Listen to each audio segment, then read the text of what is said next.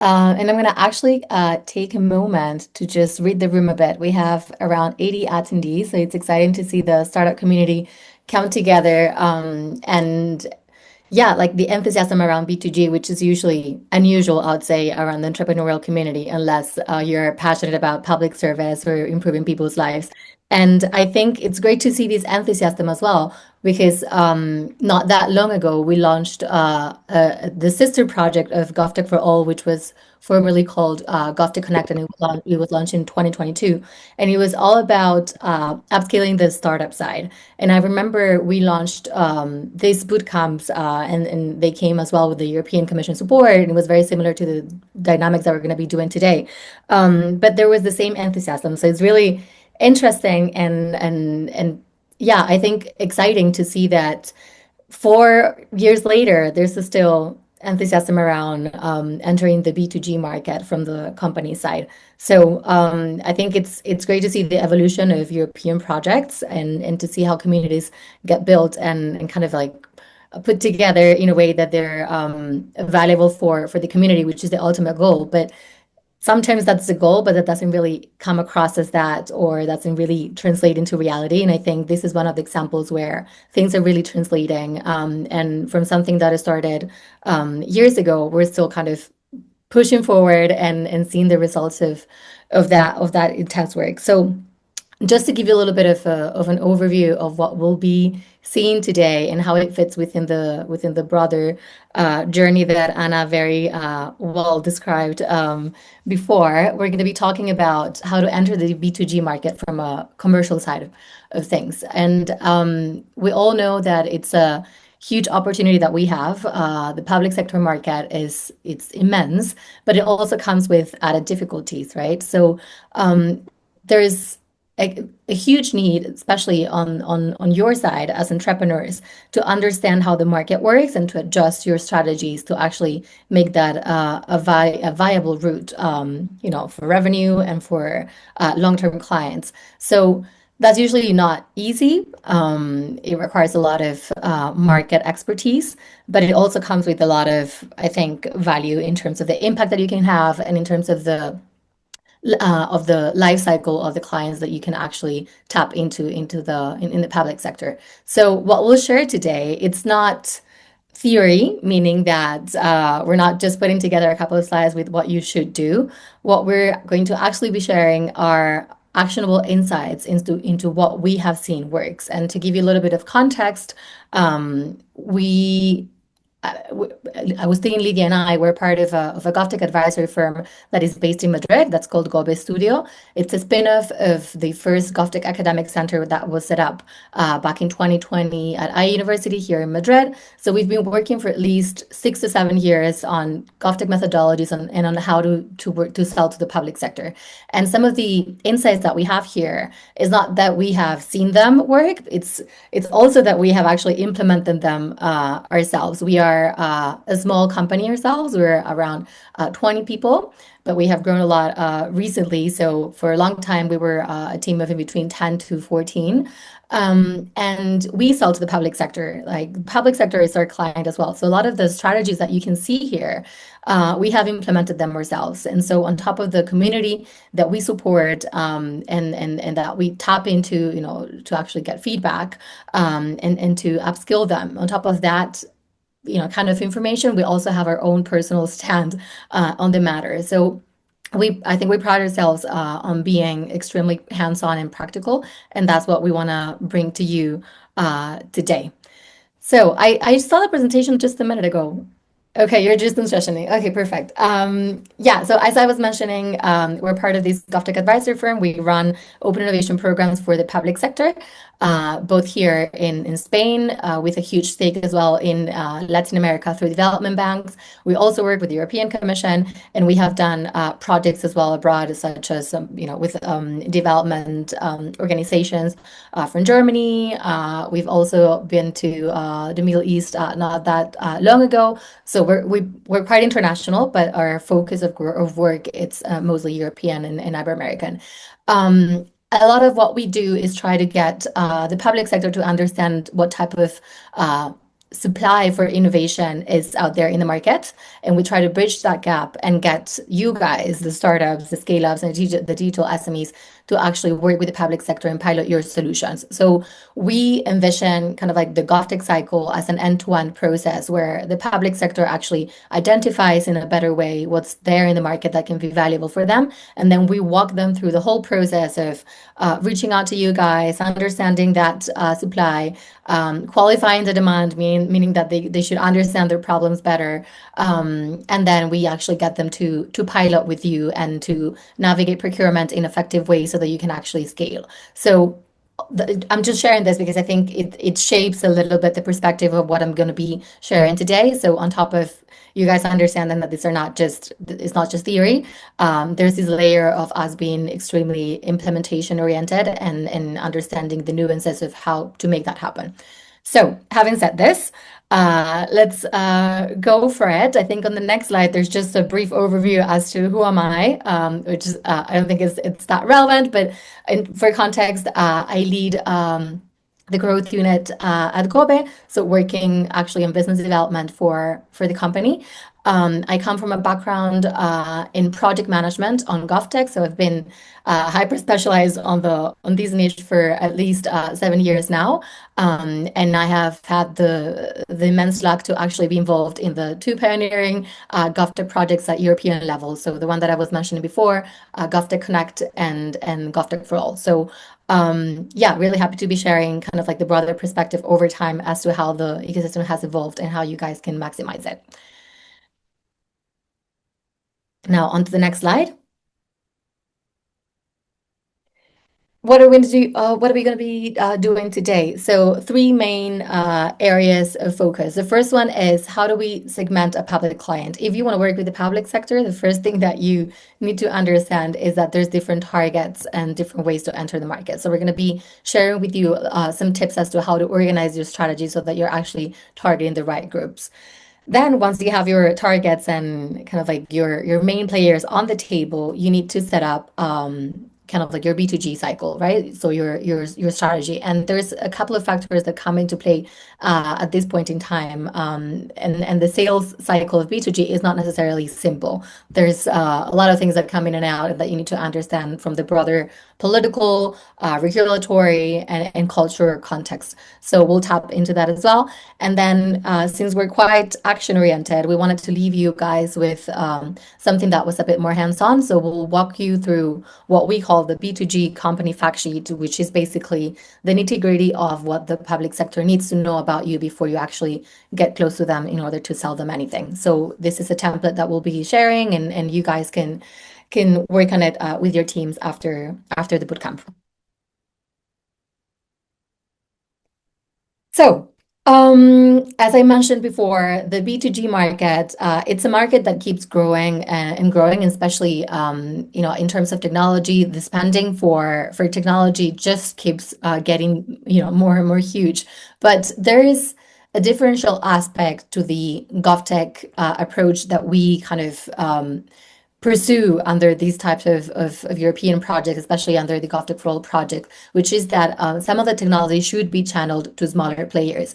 And what we see is that the IT spending or technology spending from governments, keeps increasing, but it doesn't necessarily reach the smaller companies like yours that add that kind of like niche, innovative, differential technology and innovation to public services. So the question here is, if there's so much innovation that's in the market that is not really making its way to government, how can we solve this gap and help you guys navigate this in a better way, and also help on the public sector side, how they articulate their demand so that you can actually, not just get to them and tell them about your solution, but also activate that and get them to be able to work with you. So just in terms of context, what we have seen in the market for the last couple of years is that we have moved from a space where we did a lot of advocacy into what GovTech is and the value that it brings. And we're now shifting to a space where companies like you realize that on top of their B2B models, there is a B2G opportunity. And on top of that, we have both investors and the public sector articulating ways in which they not only pilot the solutions, but they also integrate them into their their public services in a scalable way. And that goes through understanding the conditions that are needed for these things to happen. And a lot of it is the understanding and management of risk. A lot of it is also as well setting up the right procurement instruments, and also having the right tools and methodologies to actually reconstruct public services and transform in a sustainable way that allows for teams to actually work with technology with the right resources and have end-to-end services that actually will work well.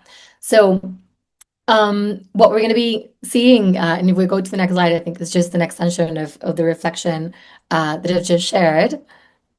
On the next one, Anna. Yeah. What we're going to be doing today is showing you how to best make the most of this context where there's already an understanding of GovTech, mostly from the public sector. But what they need is actually, companies that know how to sell to them and that understand their constraints. And this is something that when we talk to public servants or public officials that are involved in the GovTech space, they raise every single time.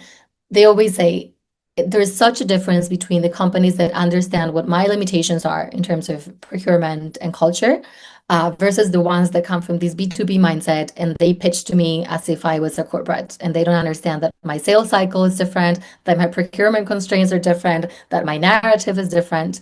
And you might think they don't notice, but the reality is that they do notice. And there's a difference in trying to make their lives easier when they're trying to buy from you. So if we go on the next slide, as I mentioned, we're going to be starting with the public client segmentation. And this answers the question of who's your buyer, right? And sometimes, this can sound a bit basic, but it's so fundamental to the commercial work that you'll be doing that it's worth kind of like putting it in a slide, right? So there's three layers that you need to assess and then prioritize. The first one is, do you want to tap into an institution? So what type of public entity would be most suitable? And then in here, you need to understand that there's public companies, maybe these are utilities companies. It could be from around electricity and water. It depends on the national context, how these companies are set up. And they have different procurement frameworks as to public administrations, which are maybe local, regional councils. This also differs from national governments. And then you also have agencies, for example, innovation agencies or technology agencies that also operate sometimes on the city level, sometimes on the regional level, and sometimes on the national level as well. But with also different functions and different thresholds for the work that they do. And this impacts both kind of their electoral cycles, like do they actually are they actually affected by these cycles or not? Some are more affected than other. What kind of procurement thresholds they have. Agencies, for example, can procure higher amounts under direct contracts than public administration can.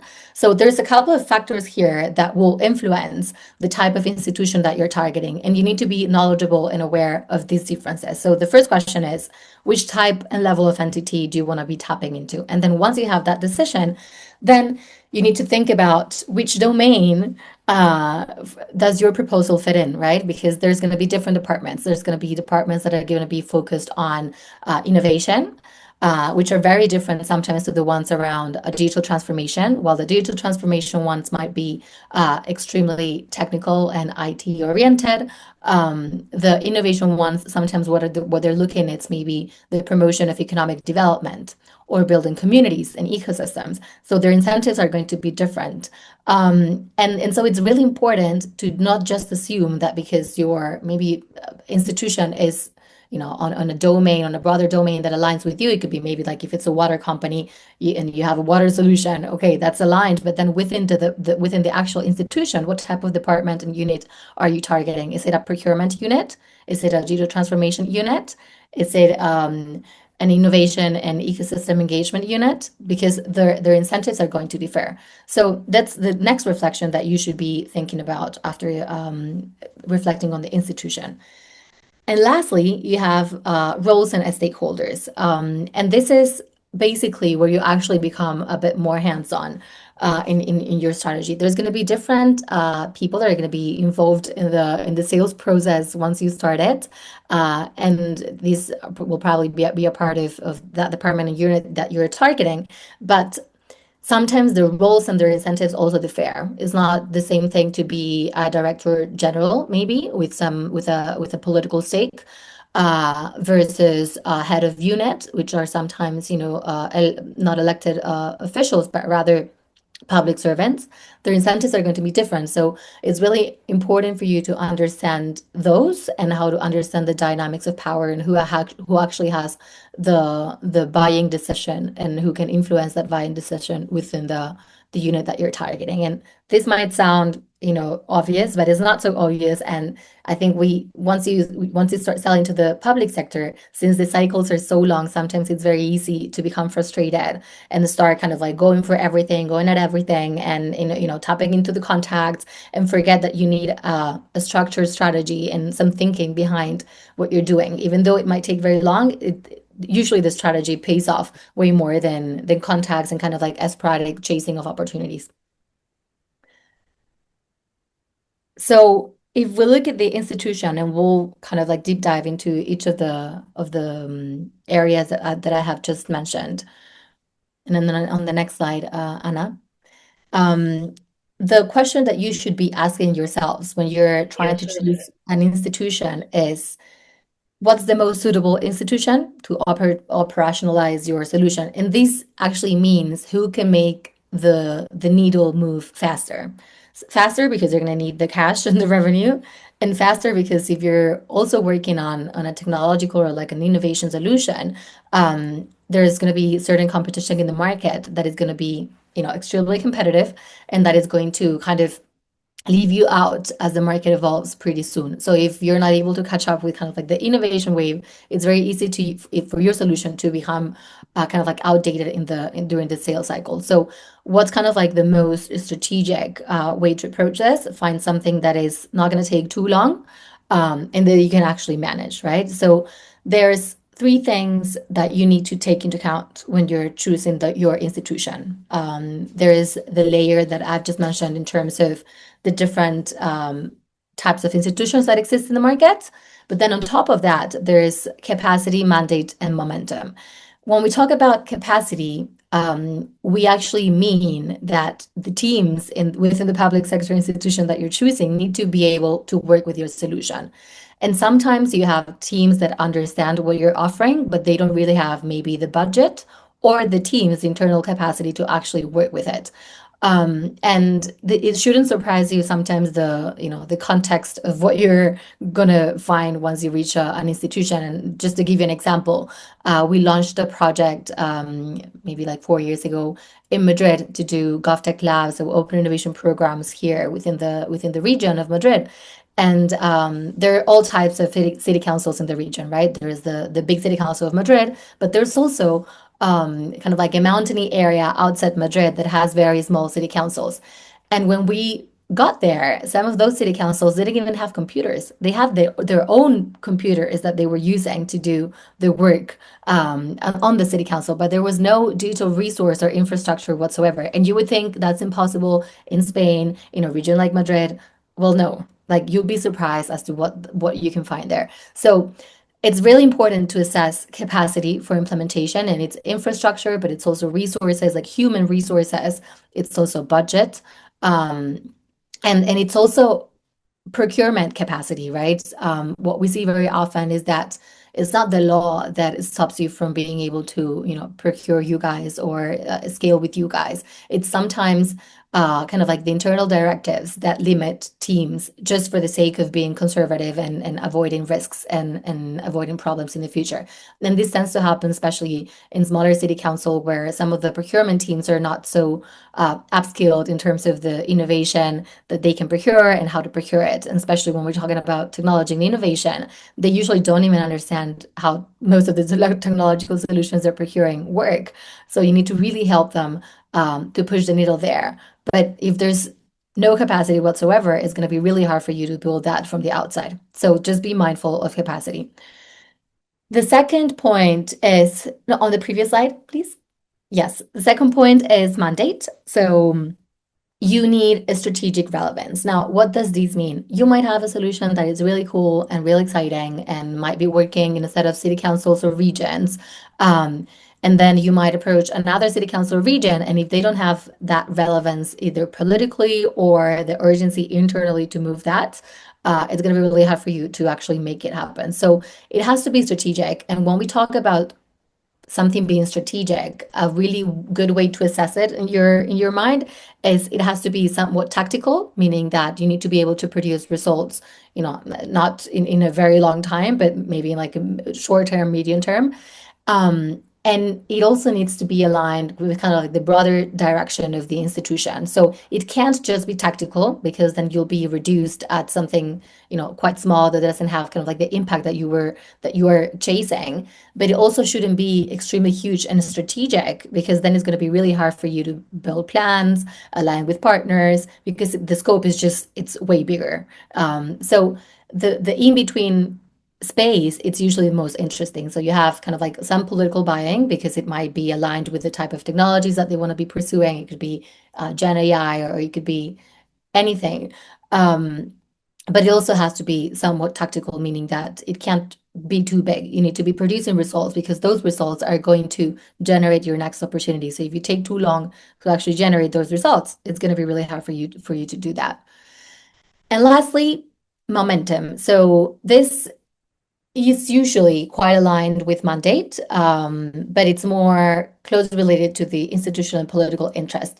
And this is interesting because a lot of the times you talk to a stakeholders that don't have the competencies to actually buy from you. So it might be maybe a director that has the competency to explore solutions and build ecosystems and kind of like be pushing the agenda a bit forward, but he maybe doesn't have competency over the servers that you actually need to transform because that belongs to another department. So you might be talking to someone from innovation and digital transformation, and they're seeking, new technological solutions, but you have a solution on education, and they can't actually buy that solution directly themselves because they have to coordinate with the education department.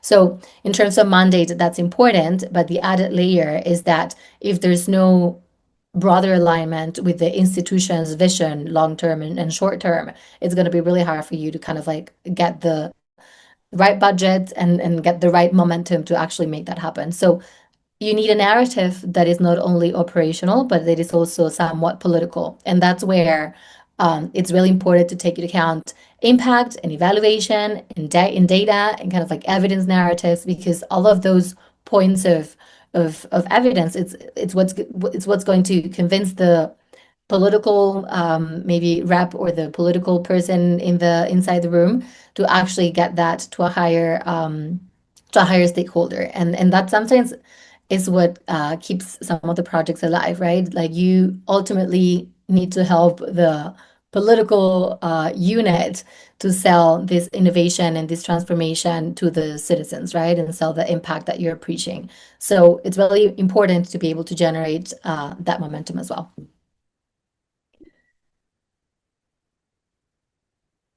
Now, we go on to the department. So you now have, an institution with the budget and the skills and the right momentum and, aligned with the kind of like their political agenda and with the right stakeholders on the table.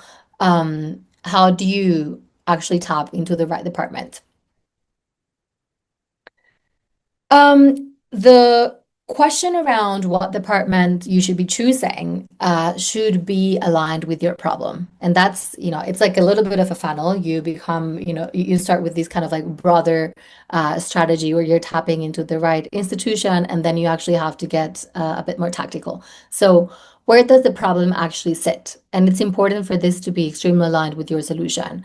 And you should also understand kind of like the setup as to how those problems behave within public sector institutions. There's two ideas here that are quite powerful. The first one is that horizontal functions define how government operates, and then vertical sectors define what it does, right? And where your impact is visible. And this goes to, also feeding to the idea of um, choosing your domains and choosing kind of like your institution and then your domain later.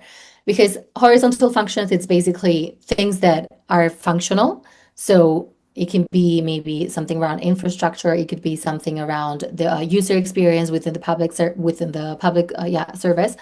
But you need to build your use case in one specific vertical. So it could be user design or it could be digital infrastructure, but is it going to be for mobility, for waste management, for citizen participation? And the important thing here is that you, as tech companies, will probably have technology that can be applied to multiple verticals. So you'll have kind of like a core function that resembles or mimics a bit the horizontal function of, how government operates. You'll have kind of like the specific area of work, but then you need a domain to get specific. And it could be waste maybe, and it could also maybe work on a different level. But the fact that you could translate or take your technology onto multiple use cases doesn't mean that you should. And this is important because in the public sector, hyper specialization wins. What do I mean by this? You need to become the expert on the technology and on the domain application of your technology so that the public sector knows how to buy from you. Usually what tends to happen is first, the public sector doesn't usually know what's out there in the market. So if you come in saying, look, I have this solution that could be applied here, but also here, you don't have enough kind of like leverage to actually go down to a level where you can convince them that this should work on their specific department. That's the first thing that happens. The second thing that happens is that a lot of public sector officials don't actually spot the right resources, the right instruments, and the right channels to actually buy from you. So a good example is at the European level, there's a lot of funds, grants, resources that can be translated or kind of like brought down to national contexts where public administrations can actually use those budgets to work with innovation players like you. If you're not aware that certain grant exists, or if you're not aware of what local city council X has done, and that could be applicable to your solution, it's going to be really hard for you to go to that other local city council or region and say, listen, this is what's available, and this is how we could actually be working together. I'm going to help you, put this together. They're not experts in like in the type of technology that you're selling. So you need to build a plan for them. And that means, spotting the right resources, getting the right references from other public administrations, and put that all together and go to your target and say, look, I'm the expert in this. I know exactly how you have to buy me. I am bringing references. There's also this budget that you could be using. There's this urgency, and this is, what type of dynamics we're seeing in the market. If you don't have that highly niche expertise, it's going to be extremely hard for you to actually get them to buy from you. So the most important thing here is to build on your hyper specialization, build solid use cases. And while you do that, you need to make sure that your targets also have the functional responsibility and the technological readiness to actually activate the solution. So there's this prospecting or qualifying of targets that you need to be using, because there's going to be a point in time where they're going to actually procure something, and you're going to start working with them. And if they don't have the technological readiness, or if they don't have the functional responsibility, and they're depending on other stakeholders to actually do things and move things, the project is likely going to run into multiple difficulties. So it's important for you to kind of like set yourselves up for success and do this from the very beginning. And there's also a point here that is quite important and that we like to kind of like bring up every single time, which is analyze their degree of autonomy. So meaning that you have to assess their capacity for ownership of the project. A lot of the projects that have failed, and we've run so many pilots and so many like tests with in between startups and public administrations. The ones that fail, the ones that get delayed, it's because they don't have the right buying in like internally, and they have to be convincing other departments to do things for them. So this could actually be very simple. It could be sometimes maybe alignment on how you're going to treat data inside the pilot. if there's no alignment internally, you have to actually be, consulting to the legal teams constantly. It's going to be a hustle, and sometimes that can be 2 months of a delay. If there's also maybe if you're working on AI, if there's no clear directive as to how AI should be implemented internally and they're working on it, and then you come in with an AI solution, they might stop it and be like, okay, let's wait until we have our strategy and kind of like our internal norm, and then we'll resume the project. And that could be maybe like a year and a half. So you don't want to be in a position where you're not able to move your project forward while you're actually, spending time and money and resource on the project already. So just as a quick checklist with this context, the first thing you should do is, you know, understand where your solution falls under. So what type of kind of layer you're targeting. It may be service provision, infrastructure, some kind of administrative support. So what's your functional domains? What type of function are you going to be supporting? Then once you have your function, you choose where you actually deliver that function. Is it in education? Is it in health? Is it in tourism? Is it emergencies, defense? Choose your industry and become the expert. So once you're the expert, you identify the right process and who owns that, what type of unit or department owns that problem. And then you validate the readiness of that unit and that department. So is there budget? What type of technologies are they willing to pursue, and what type of capacity they actually have on top of that willingness? Is it part of an agenda? And that should be kind of like your roadmap to choose, once you have your institution, the right department and the right unit for you to be targeting. Any questions so far? No? Okay. Feel free to pop them in the chat or raise your hand. I'm keen to make this a bit dynamic. There's quite a lot of content that we have to go through. Yes, Anna Rita, there is a question, yeah, on your end. Yeah, hello, Sophia. Many thanks for this presentation. I'm finding this very helpful and interesting. Quick question. When you talked before about verticals, are verticals the same as government sectors and industries like education, health that you've been mentioning right now?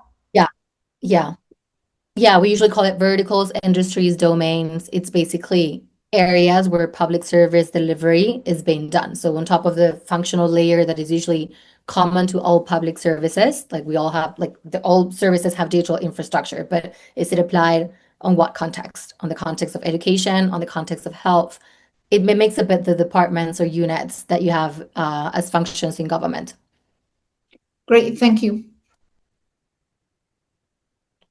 Okay, let's go on to the stakeholders, which is an exciting one.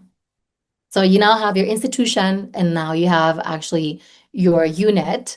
And now the question is, who am I going to be talking to? So Anna, on the next slide. And the following one, yes.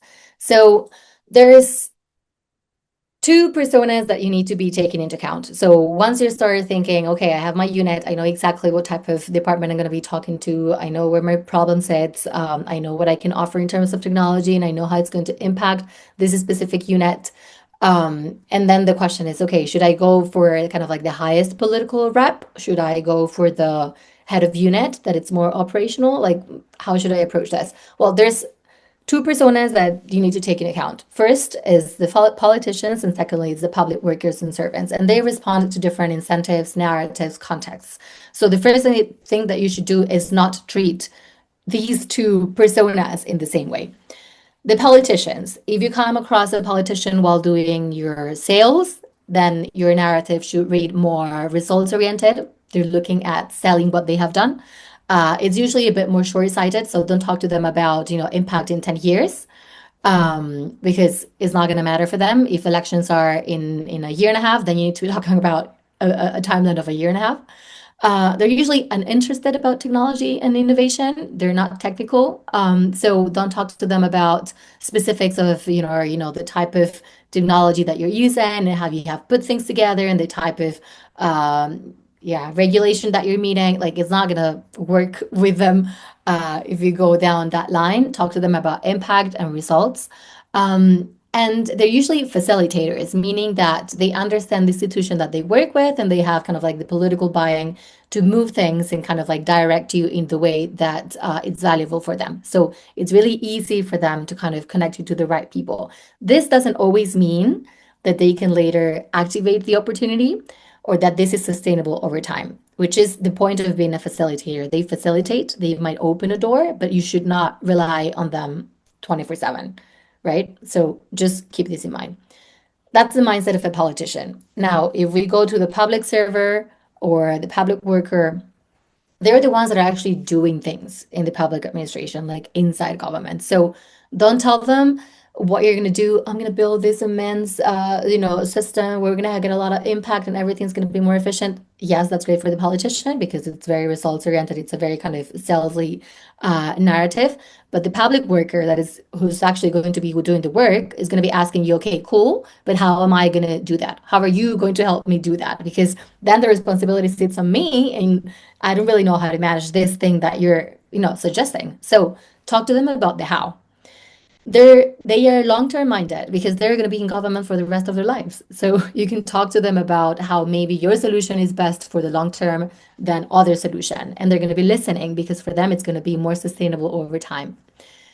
You also have to understand that they have pressure from politicians. So we were talking about this facilitator role for politicians. So for them, it's very likely that all of a sudden, there is politician X in government and he's really keen on Gen AI, and then he's pushing all these projects around Gen AI. And, from one day to the next, he sets up this huge directive where we're going to be doing lots of Gen AI projects for the next couple of years. And so the public servant sitting there is like, okay, understanding that that's, the roadmap for the next 4 years. And then something happens, and then elections happen before that. And then the next politician Y that comes by is like, look, Gen AI, no, I'm actually not so fond of it. I rather do blockchain. And so then I have like this whole pressure to actually move and kind of like transport themselves into a different area where they're responding to the politicians' needs while making sure that what happened before is not wasted and that what happens after is connected to what happened before. So it's complicated for them. Like you have to be thinking about um, how that actually affects their day-to-day lives because it does. And the crucial thing here is that in this process of them trying to figure out how things work, they can actually be real blockers. Because if things are not working for them, or if they're not in the right mindset, they can very easily take forever to maybe, I don't know, test something that you're asking them to test. Or it could be maybe be that they're frustrated and uninterested in the new project and they don't really spend time on it and they don't really build the momentum for things to actually start happening. So you should never underestimate the power of a public worker. Yes, they're not generating kind of like the momentum, but they can very well dilate processes, be real blockers, and they're not going to go anywhere. So if you have a problem with a public servant in a certain department, you should probably try and find a way to resolve it because if that's a really good client that you want to be managing long term, the public servant is not going to leave. It's going to be there. So you might be able to have another chance with a different politician, but you're not going to get another chance with a public servant. Now, within these kind of political and public servant type of personas, there's different roles that they can actually they can actually do. So the question here is within all these different roles, you need to understand who the buying unit is. So who actually makes the decision to buy something from you? And it differs depending on the unit, the institution, the department, but mostly I would say that there's five different types of buying units. First one is the senior officials. So these are actually a bit more political and they're able to influence the process. There are those facilitators that can set up maybe the right budget, that they can set up maybe the right political agenda that can help you test things. They can actually redirect you inside the institution and they're going to be listened to. So these are the senior officials. The finance teams, and these usually is closer to public administration, those are the ones that are going to be approving your business case. So the senior official may say, listen, we have to do this, we have to test this technology. And then at some point, he has to sit down with the finance team, and the finance team is going to be saying, okay, how much budget do you want? For how long? What are you going to be spending it on? Uh, so you need to help these teams build your business case, because that's what's actually going to get you to activate that procurement process. Another type of stakeholder you might find in the inside institutions are the trailblazers. Now, these could be either political or public servants inside institutions, but these will help you move the conversation forward. So these are the champions that are extremely passionate sometimes about the technology, or that maybe are really keen to innovate and maybe a bit more curious, maybe young, but they have the capacity to actually get the conversation going and convince people, and maybe bring that political rep that is not so convinced to a congress where they actually explore more about your technology, and now they become excited. These are people that you want to have around you. Then we have the end client. So by end client, we mean the policy or the technology leads that are actually overseeing the programs and the budgets. So they're going to be working with you to tackle a specific problem. And these usually are closely related to the public servant role. They're the ones that are owners of the public service that you're going to be maybe transforming, and you need to kind of like report to them and work for them. And then lastly, you have your procurement officials that are responsible for designing tenders, managing contracts, making sure that there's competition. And for them, what's really useful is usually it's having references, and making their lives easier by showing them how other institutions, departments, units have collaborated with you before. So once you have your unit and your department with your functional kind of like decision and your domain decision, then you're gonna have to decide, okay, which type of stakeholder do I want to be starting with? Or what type of stakeholders am I going to be engaging with in this process? And how do I have to adjust my narrative depending on who comes to the meeting? That's something that you need to keep in mind constantly, on top of the differentiation of a servant versus political leadership. So buying unit, who's going to buy you? How should I adapt and adjust my narrative? Now, this is all kind of like, you really need to know about segmentation. So if you're looking at, their whole market, and the question is, where should I start?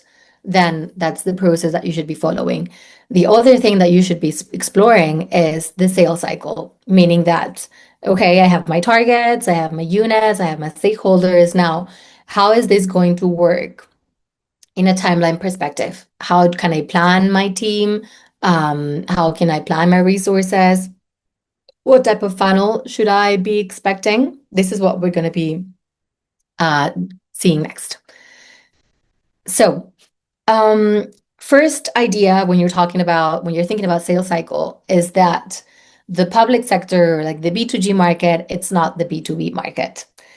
And the sales cycle, it's not the same. And what's really key here is that while in the B2B market, you might talk to someone, send a proposal, and sign a contract, in the B2G market, that doesn't really happen. You have a double conversion process, the way we call it.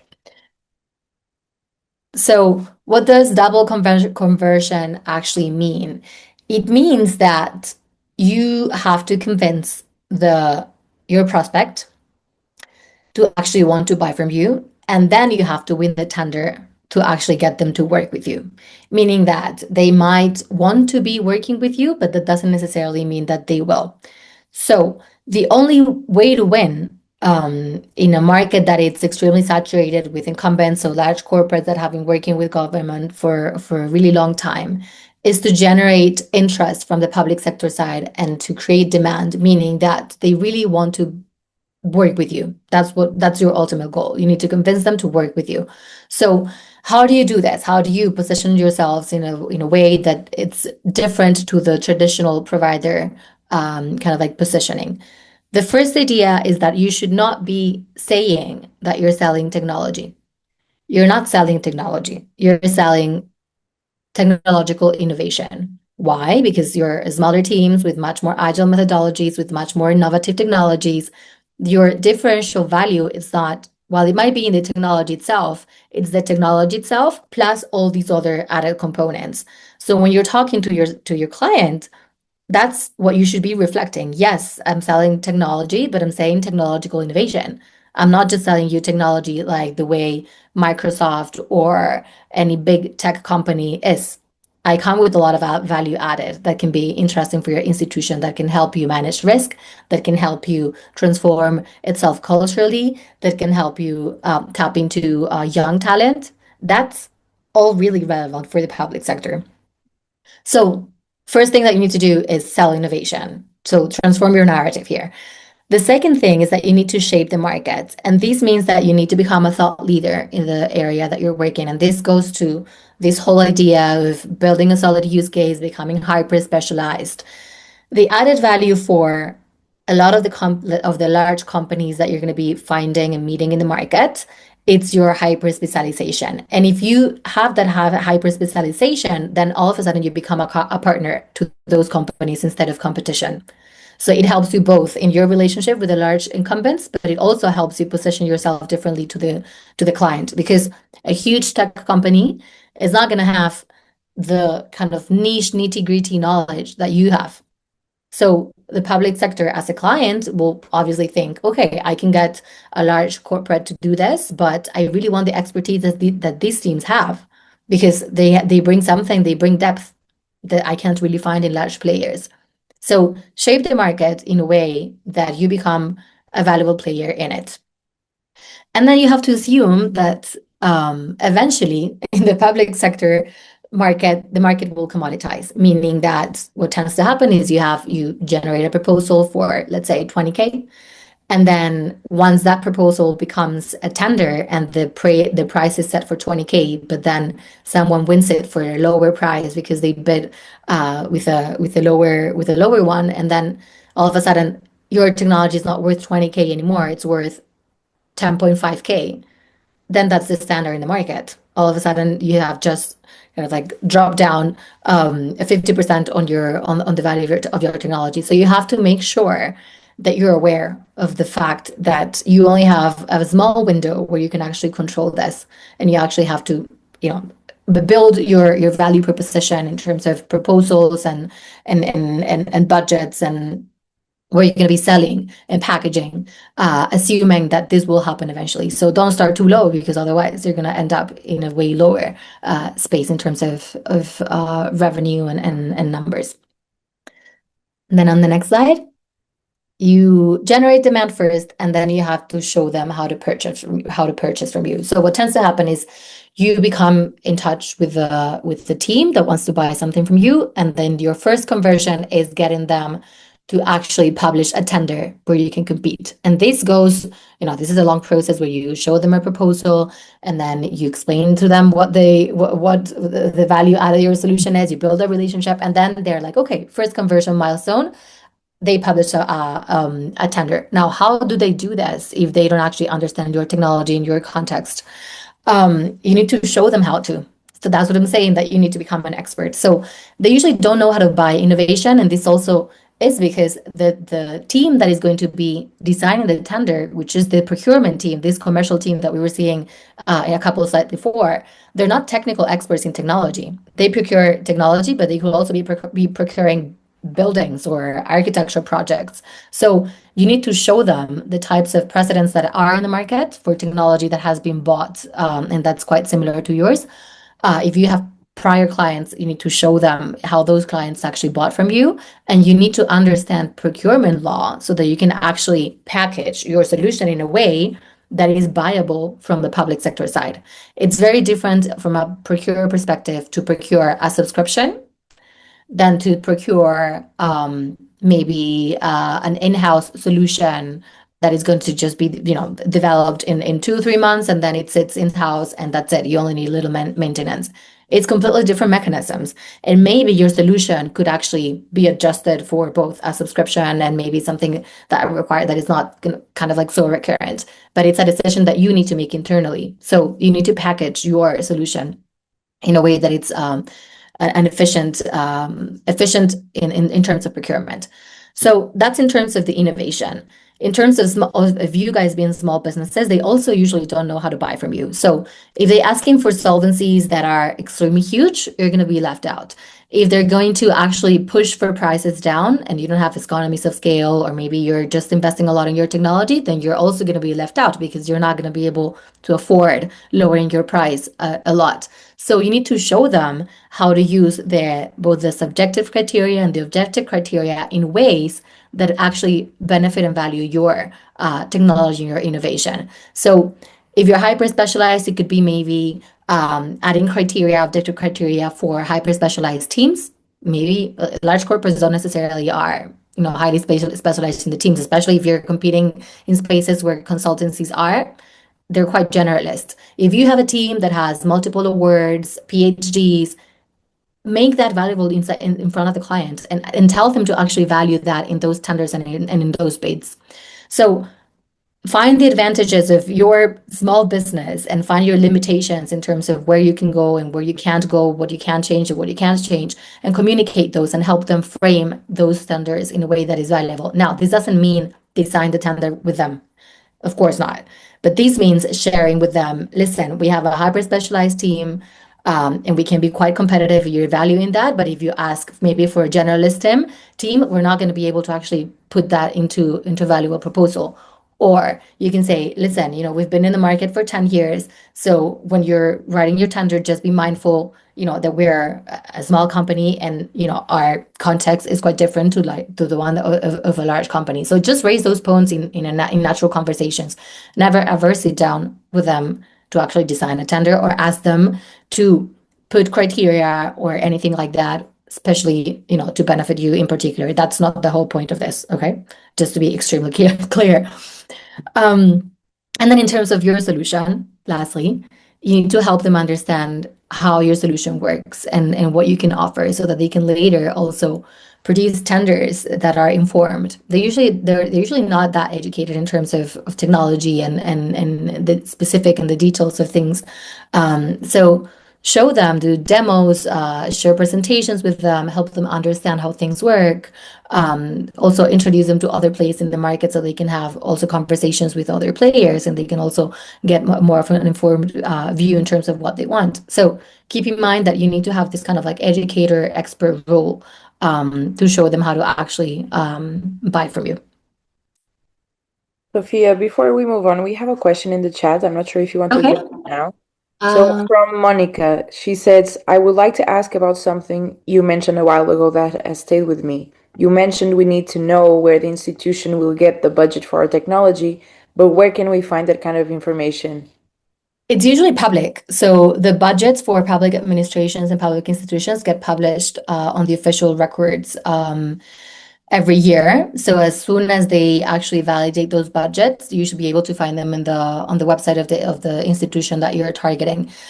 It's usually like that. Transparency law, especially in Europe, it's quite, I would say, standard. So yeah, sometimes it requires a little bit of exploration because the websites are not too intuitive, but you should be able to find them. Those are publicly disclosed. We have another question, if that's okay. Yeah. So Tiago asks, and what about the use of patented technology to justify that we are the unique supplier for that specific technology solution and avoid the European tenders marathon? Yes, but it's complex. So in procurement, you do have clauses or instruments that allow for that type of procurement where you're a unique provider and they're able to justify that they're buying directly from you because you're the only provider in the market that can actually do that.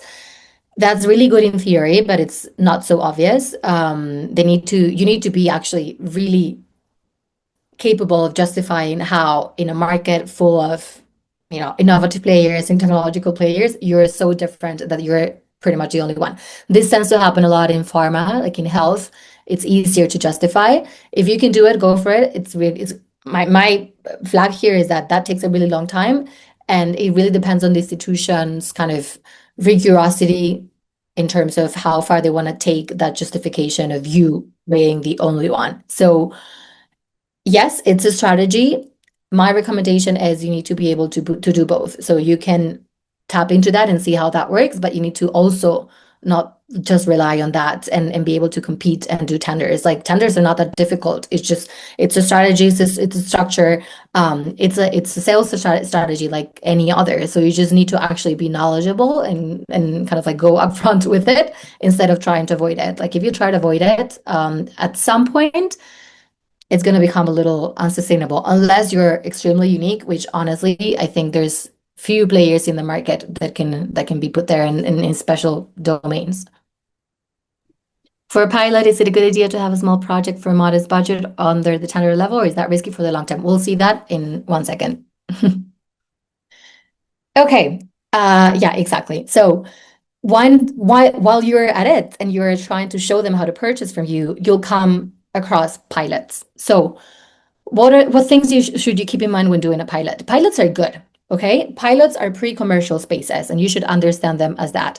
You shouldn't build a whole sales strategy based on doing pilots everywhere because pilots are pre-commercial spaces, meaning that you should use them to generate trust with your client and to inform them and to educate them on how to inform a bigger opportunity, meaning that if they don't really understand your technology, give them the space to try it so that they understand it a bit better, and then they can publish a larger opportunity open to everyone and with competition, but in a more informed way, because they'll have the experience of actually having worked with you and seeing how your technology works, and that would have helped them put together a better tender. So super important to understand them as pre-commercial spaces.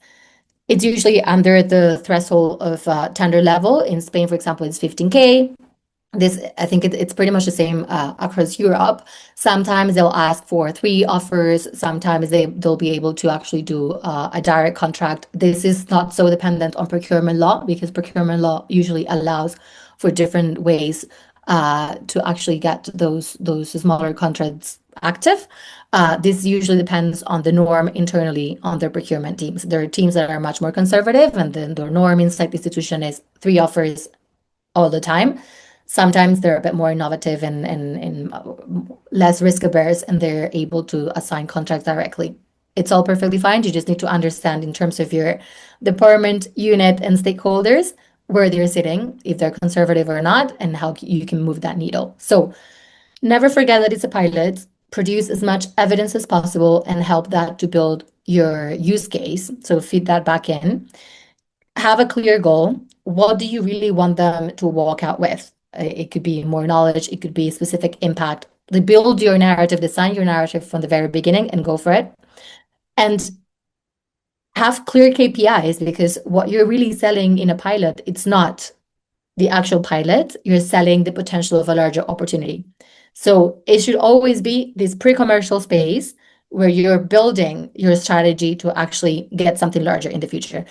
If you do it in this way, then pilots are amazing. Now, there's companies that have built strategies around developing pilots all over, let's say, municipalities across a whole country. Is it sustainable? At some point, I don't think so. You can't really do more than one small contract at a time. If you have a little like a sense of recurrence, or if you're splitting up portions of a project into smaller contracts, that's not legal. So if you don't want to run into conflicts, procurement issues, or anything like that, then just treat pilots for what they are. And then lastly, win competitively, meaning that you need to understand that there's different pathways to sell into the public sector. One, it's public tenders, which we have just discussed. And then the other one that we can't just ignore, it's collaboration with the people that are already working with the public sector, so incumbents and providers.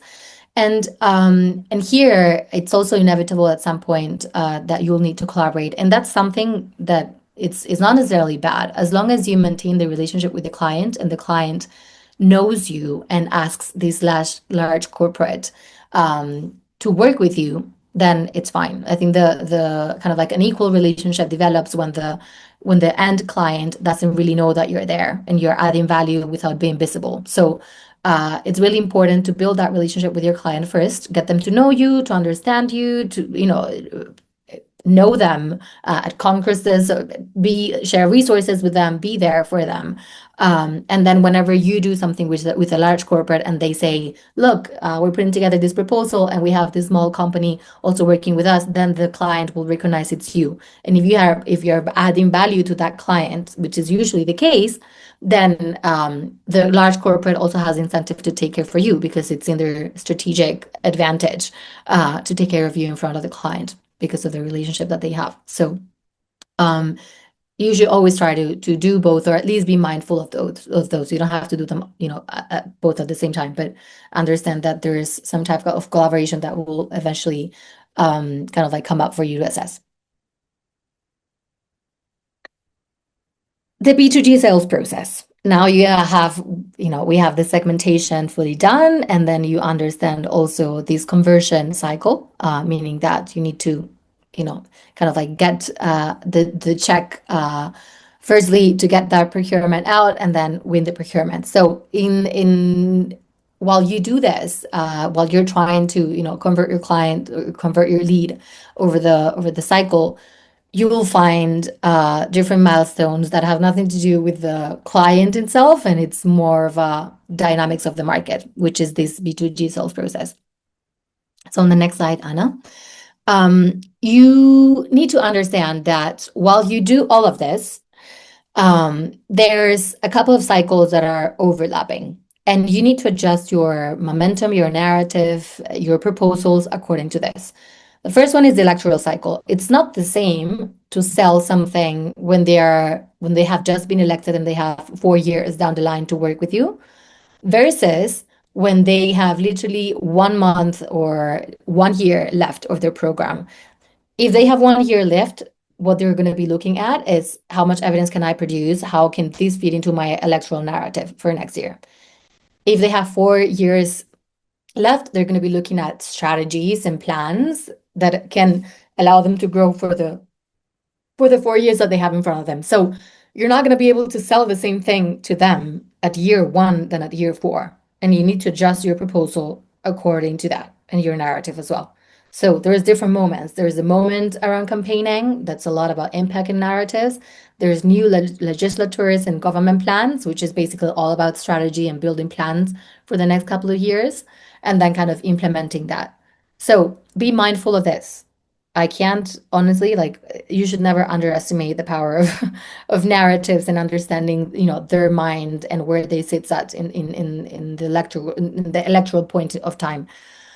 Now, it's also different if it's the first cycle or a second cycle. Like, have they been in government before? Do you want to continue with the strategies that have been started in the past, or are they starting from scratch? It's also different. So keep this in mind. And then taxing cycles or budgetary cycles. It's also not the same thing to be fighting for a budget once the budget has closed, because you'll be actually fighting for the budget of next year, not this year. And the window for this budget kind of like negotiation is also, sometimes it differs from institutions, but it's usually the same. But it's also not that big. It's quite narrow. So from January to June, you should be fighting to get budget for the following year.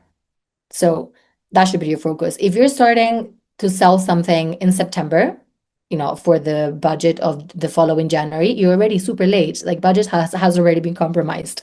So you need to understand that you might get budget, January to June in, let's say, 2026. How will that actually take form? Well, that will likely, if there is a procurement process that's going to take place, if the budget is allocated for these 2026, you can expect at least 5 months of that work happening. So you're not going to be able to bid on that until beginning of the year.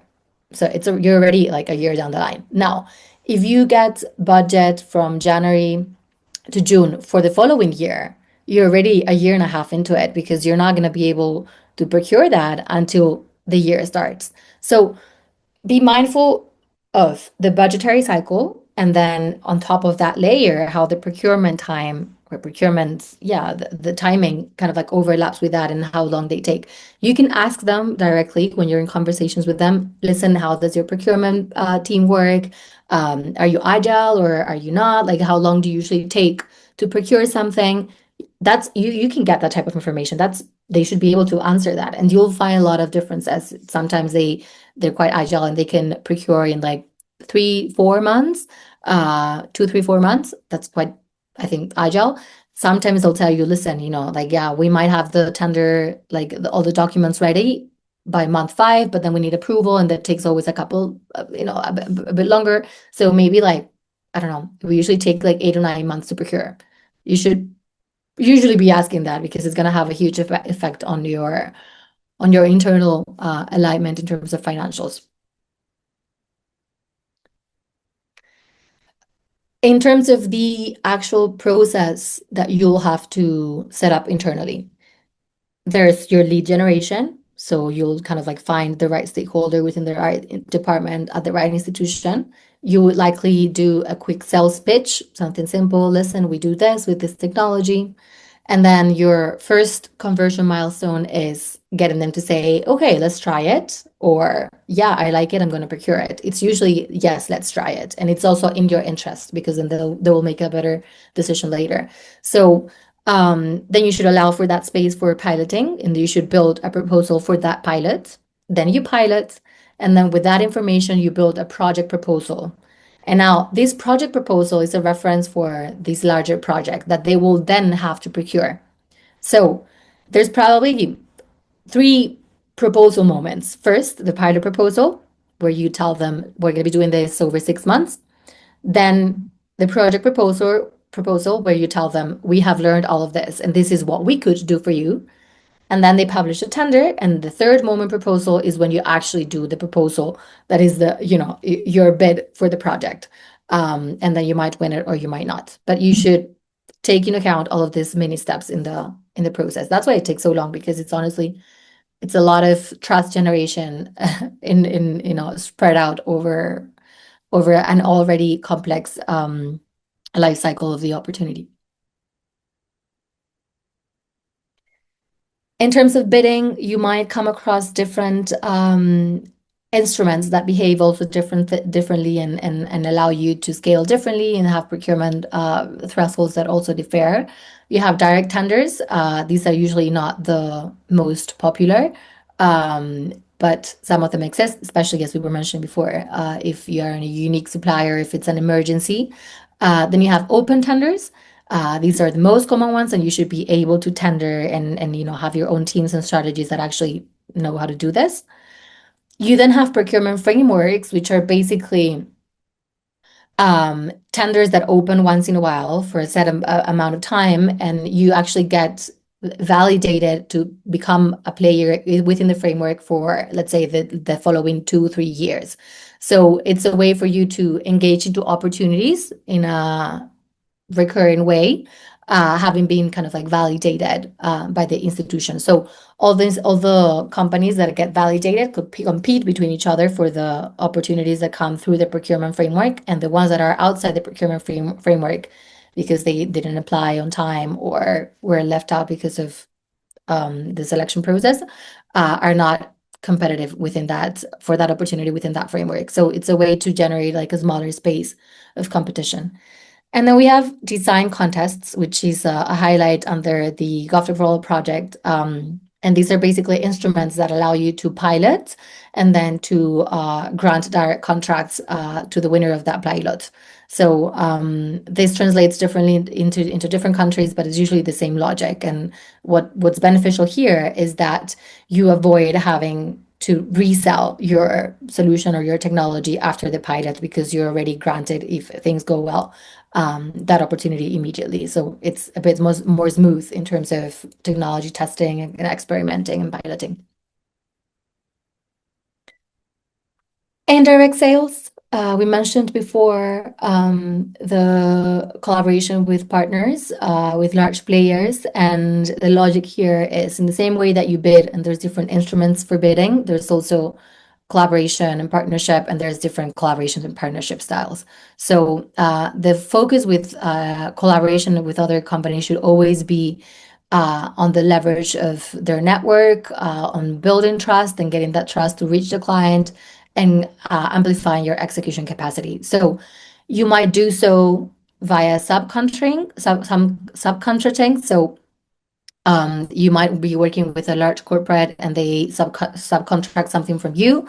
The best thing here is to have the client actually ask for you. So if you're doing something very specific, they might want to actually, ask in the tender for you to do that or to collaborate with you. They can actually do it. You might also decide to go at it through a consortium, which is usually best when you present something jointly and you borrow the solvency or the trust or the network from another company. But this is usually quite complementary between partners. You might want to prefer the white labeling. This is specifically interesting for hardware, but we can also see it with some software. But you have to be aware that you have no visibility in front of the client. And then we have framework contracts and strategic partnerships. The framework contracts are the easiest legal way to actually get pilots or proof of concepts. And strategic partnerships are usually these long-term visions of collaboration between companies, but you also have to be complementary. And then lastly, I think just in time, we have 6 minutes. We wanted to share with you the company fact sheet. Now, there's a lot of information that I've shared in terms of how to manage your strategy. But usually the question that comes up is, okay, cool. Now I have all of this information and like I need to think about my plans, and then I'm gonna get to the client and like what do I tell them? Like what do I show them? Like what should I not be forgetting? And there's one component around use cases and building your use case that we have tapped into before. If you go on the next slide. So you should reach your client with a well-defined use case. And this basically is your value narrative. So what is the need? How can you sell to the public sector? So what is your route to actually go through procurement? How are they going to pay and how is it going to be purchased? And then how do you use it and how can we evaluate impact? You should be able to answer these 4 questions before you talk to anyone in the public administration. So it's not so much about your technology. Like, yes, it's probably very different to your B2B pitch. And it's more about what the problem is, how I can work with you, and then what type of impact and results can we expect from you. So that's kind of like the use case that you should be using. Now, there's of course a lot of things that are left out outside this narrative, which is why we put together the fact sheet that has all the minimum information that you will need to actually share all valuable details with your client. So if you go on the next slide, it has different sections. But the first thing that you should have is your startup name, sector, domain, vertical, whatever, however you want to call it, and your industry. A brief description of your technology, website, where you're based, and then general information. So your legal name, the year it was founded, your tax ID, type of company, and type of offering. This is the kind of like sneak peek of all company data, like who you are, basically. Now, if you go on the next slide, now you start talking about your technology and your value proposition. So what type of service areas can you operate in? What type of technologies do you use? And what type of domains can you work in?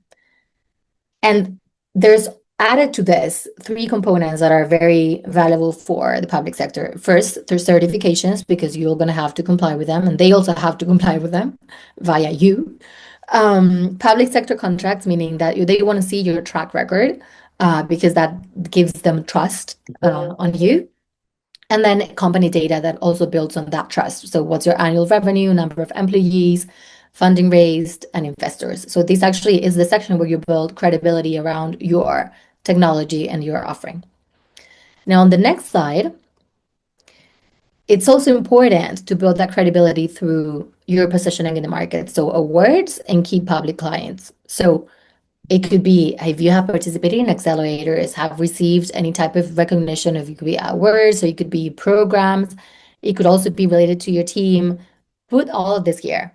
And then key public clients, like who have you been working with? It could be pilots, it could be collaboration with universities, but show that you have been involved in the ecosystem and that you have some kind of reliability in terms of where you're coming from. And then we go on to that use case, right? You should always be able to explain both the context of the problem, and the actual issue itself. So on top of the four ideas that we saw at the very beginning, you should be able to write it in a concise way. And so there's questions around context and problem, and then on the next slide, there's your proposed solution, which speaks of the actual technology or innovative technology that you have, and the impact, which kind of like closes that loop on evidence and evaluation, that narrative around selling. And then on the next slide, that's it.